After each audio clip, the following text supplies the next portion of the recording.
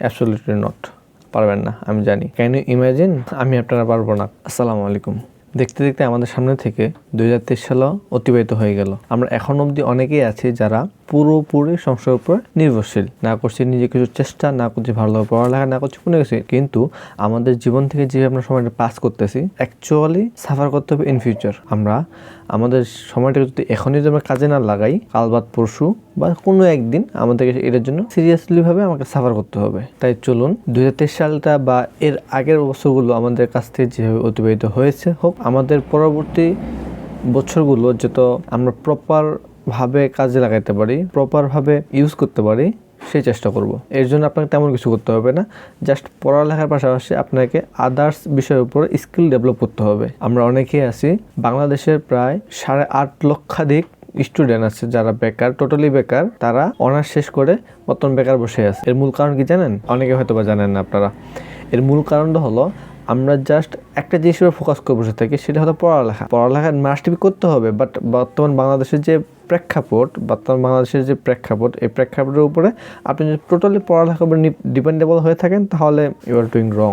কারণ আমাদের প্রথম আলোর একটি প্রতিনিধিতে আমি একটা প্রথম আলোর পোস্টে আমি দেখেছিলাম যে বাংলাদেশের প্রায় 8 লক্ষাধিক স্টুডেন্ট, অনার্স পাস করে স্টুডেন্ট বর্তমান বাংলাদেশে বেকার বসে আছে। না আছে কোনো চাকরি, না আছে কোনো কিছু, নাথিং। তারা যদি আজকে পড়ালেখার পাশাপাশি যদি কোনো স্কিল ডেভেলপ করার চেষ্টা করতো, তাহলে আজকে হয়তোবা তাদেরকে বেকার বসে থাকতে হইতো না। যদিও রিজিকের মালিক আল্লাহ তাআলা, বাট তারপরেও আমাদেরকে আমাদের জায়গা থেকে নিজেদের মতো করে চেষ্টা করতে হবে। 2022 সাল 23 সাল যেভাবে গেছে যাক, এটা নিয়ে আফসোস করার কোনো দরকার নেই। আমরা চেষ্টা করব 2024 সাল থেকেই যত শুরু করে এই বছরগুলো বাকি জীবনটা কীভাবে আমরা কাজে লাগাইতে পারি সেটা চেষ্টা করব। আজকে আমরা যদি ভালোভাবে প্রিপেয়ার না হতে পারি, আমাদের ভবিষ্যৎ প্রজন্ম কিন্তু সেভাবে প্রিপেয়ার হতে পারবে না। আমি আপনার ছোট্ট একটা এক্সাম্পল দিই। এক্সাম্পলটি হলো, আপনারা যারা শুধু পড়ালেখা করতেছেন, আদার্স স্কিল ডেভেলপ করার প্রতি আপনাদের কোনো মনোযোগ নেই, তাদের জন্য আমি ছোট্ট একটা উদাহরণ আর কি,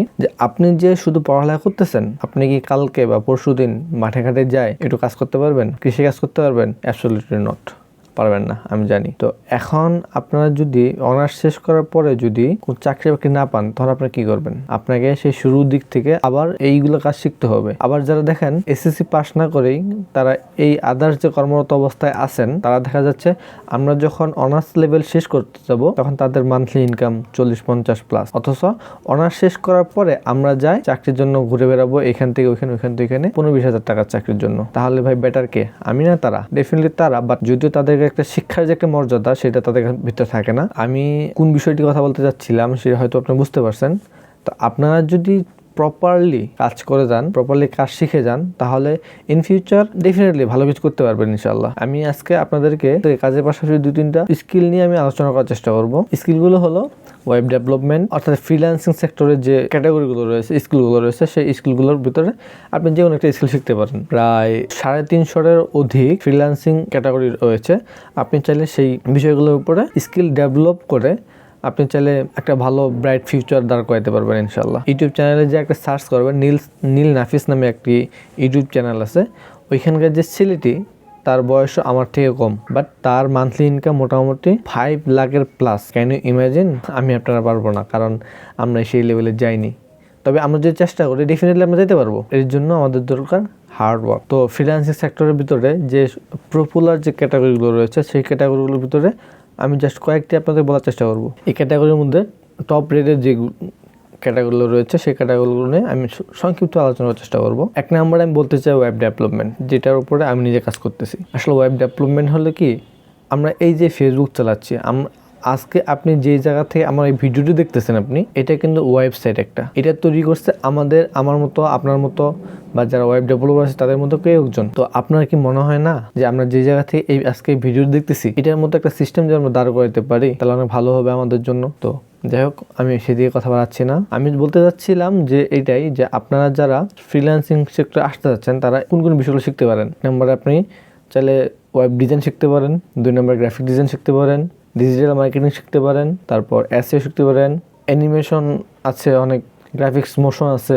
অনেক কিছু আছে। আপনি যদি শিখতে চান, আপনার রাস্তা অনেকগুলো খোলা রয়েছে। আপনাকে জাস্ট শুধু একটি রাস্তা ধরে সেই রাস্তা অনুযায়ী আপনাকে চলতে হবে সামনের দিকে। ওয়েব ডিজাইনের মার্কেট অনেক ভালো, গ্রাফিক ডিজাইনের ভালো, এসইও ভালো, ডিজিটাল মার্কেটিংও ভালো। আমি আপনাকে ছোট্ট একটা এক্সাম্পল যদি দিই তাহলে বুঝতে পারবেন। এক্সাম্পলটি হলো একটি কোম্পানিকে নিয়ে। মনে করেন যে আপনি একটি কোম্পানি ওপেন করলেন। কোম্পানি ওপেন করার পরে আপনাকে কী করতে হবে? প্রথমে আপনাকে একটা ভালো ওয়েবসাইট রেডি করতে হবে। একটা ভালো ওয়েবসাইট রেডি করার জন্য আপনার একটা ভালো ইউএক্স ডিজাইনার দরকার। আপনার ইউএক্স ডিজাইনার ক্লিয়ার, আপনি ওয়েবসাইট তৈরি করে ফেললেন। তো ওয়েবসাইট তৈরি করার শুরুতে আপনাকে আরেকটা জিনিসের দরকার হবে। আপনার কিছু ব্যানার তৈরি করতে হবে, তারপর আপনার লোগো তৈরি করতে হবে। তো ব্যানার আর লোগোর জন্য আপনার একটা গ্রাফিক ডিজাইনার দরকার। একটা ওয়েবসাইট তৈরি করা শেষ হলে কিন্তু আপনার একটা আপনার কোম্পানি দাঁড় হয়ে যাবে এমনটা কিছু না। আপনাকে একটা ওয়েবসাইট তৈরি করার পরে আপনাকে আরও বেশ কিছু জিনিসের উপরে কাজ করতে হবে। যেরকম আপনার ওয়েবসাইটটি মানুষের কাছে পৌঁছানোর জন্য আপনাকে এসইও করতে হবে। আপনি চাইলে গুগল পেইড মার্কেটিংও করতে পারেন। তো পেইড মার্কেটিং করার জন্য আপনাকে একজন ডিজিটাল মার্কেটার দরকার।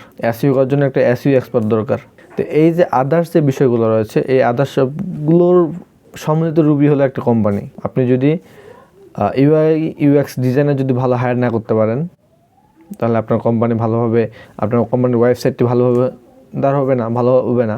তারপর আপনি যদি গ্রাফিক ডিজাইনার ভালোভাবে হায়ার না করতে পারেন, তাহলে আপনার লোগো বলেন, তারপর আদার্স যে বিষয়গুলো আছে, ব্যানার বলেন, স্লাইডার বলেন, ইটিসি, আপনার কোনো কিছু কিন্তু ভালোভাবে ঠিকমতো হবে না। মনে করেন যে এগুলো আপনার সব হয়ে গেল, কিন্তু আপনার এসইও এক্সপার্ট যে আছে, যে এসইও করবে আপনার ওয়েবসাইট, তাকে আপনি ভালোভাবে চয়ন করতে পারলেন না। সেক্ষেত্রে কী হবে? আপনার ওয়েবসাইটে আপনার পর্যাপ্ত পরিমাণ ট্রাফিক আসবে না। আবার আপনি যদি একজন ডিজিটাল মার্কেটার যাদেরকে হায়ার করতেছেন, সেরকম একজন ভালো ডিজিটাল মার্কেটার যদি আপনি হায়ার না করতে পারেন, তাহলে আপনার যে পেইড ক্যাম্পেইনগুলো হবে সেখানে শুধু আপনার টাকাটা নষ্ট হবে। তাহলে দেখেন, একটা কোম্পানির পরিচালনার ক্ষেত্রে এই 5টা জিনিস একটার সাথে জড়িত, ওতপ্রোতভাবে জড়াই আছে। আপনাকে যদি একটা ভালো কোম্পানি রান করতে হয়, একটা ভালো কোম্পানি চালাইতে হয়, আপনাকে এই 5 জনের কাছে যেতেই হবে আপনাকে। তো আপনি যদি এই 5টার ভিতরে যে কোনো একটা শিখতে পারেন, তাহলে কি আপনাকে অবশ্যই আপনার একটা চাহিদা থাকবে, ডিমান্ডেবল থাকবে আপনি। আমি আজকের কথা বাড়াচ্ছি না, সবারকে হ্যাপি নিউ ইয়ারের শুভেচ্ছা। আপনারা এই 24 সালটাকে যথাসাধ্যভাবে কাজে লাগার চেষ্টা করবেন। দেখবেন ইনশাল্লাহ আপনার ঠকবেন না। আপনার যদি 24 সালটাকে যদি ভালোভাবে কাজে লাগাইতে পারেন, তাহলে দেখবেন 25 সাল, 26 সাল, সর্বোচ্চ 27 সাল থেকে আপনার চেহারার একটা যে উজ্জ্বলতা আছে, সাকসেসের একটা প্রলেপ আছে, সেটা চলে আসবে ইনশাআল্লাহ। তো ভালো থাকেন, সুস্থ থাকেন।